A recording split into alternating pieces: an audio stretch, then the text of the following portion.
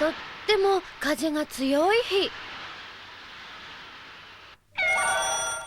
あれ、こんな日に誰からの電話かな。はい、のんたんです。ああ、豚くん。のんたん、僕今家にいるんだ。今すぐのんたん家に行くからね。うわああ、豚くん。いててて。今電話を置いたとこなのに。すぐ行くって言ったでしょ。でもどうしてこんなに早く来られたの？実はね、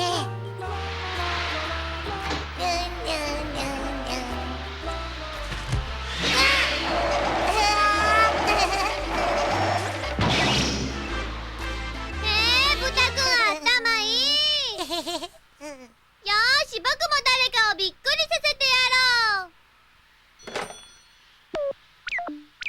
あ、くまくん？ほんと？今から行く。でもこんな風の中来られるの？10数える間に僕の家に着いたらここにあるケーキ全部食べさせろだって？そんなに早く着くわけないじゃない。着くよ、10数えるうちに。本当？ほんと。